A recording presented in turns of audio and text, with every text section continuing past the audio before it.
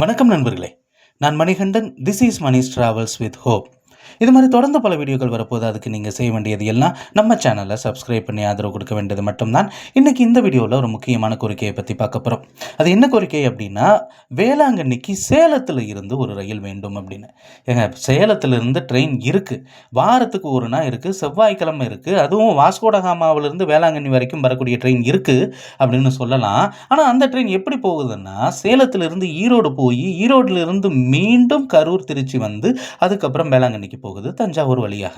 ஆனால் இடையில இருக்கக்கூடிய இந்த நாமக்கல், ராசிபுரம் இந்த இரண்டு பகுதிகளுமே இந்த ட்ரெயினை பிடிக்கணும் அப்படின்னா ஒன்று கரூருக்கு வரணும், அப்படி இல்லை அப்படின்னா வேறு வழியில் சேலத்துக்கு போகணும். அதுவும் கூட வாரத்தில் ஒரு நாள் மட்டும்தான். அப்படி இருக்கக்கூடிய சூழ்நிலையில் தினசரி ரயிலாக சேலத்தில் இருந்து புறப்பட்டு ஒரு ரயில் இயக்கப்பட வேண்டும் அப்படிங்கிற கோரிக்கை அப்படிங்கிறது இருக்கிறது.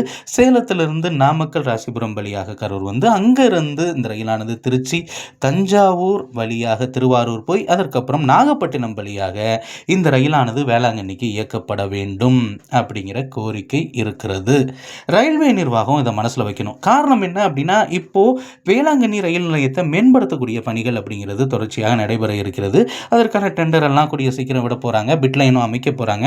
அப்படிங்கும் போது பல்வேறு பகுதிகளில் இருந்தும் தொலைதூரத்தில் இருந்தும் ரயில்கள் வர இருக்கிறது அப்படிங்கிறது நமக்கு தெரிஞ்சது தான். ஆனால் நமக்கு அருகாமையில் இருக்கக்கூடிய சேலத்தில் இருந்து ஒரு ட்ரெயின் இல்லாதது கொஞ்சம் வருத்தத்துக்குரிய விஷயம்தான். வாராந்திர ட்ரெயின் எல்லாம் பத்தாது, பிட்லைன் அமைக்கிறதுனால நிச்சயமாக பராமரிப்பு பணி செய்வதற்கான வாய்ப்பு இருக்கிறதுனால இந்த ரயில் இயக்கப்பட வேண்டும். அது மட்டும் இல்லாமல் சேலம் ஒரு கோட்டத்தின் தலைநகரம் தான். ஆனால் சேலத்திலிருந்து அதிகப்படியான ரயில்கள் இயக்கப்படாதது உண்மையிலேயே வருத்தத்துக்குரிய விஷயம்தான். இது மாறுமா? பொறுத்திருந்து தான் பார்ப்போம். அடுத்த வீடியோவில் சந்திப்போம். நன்றி.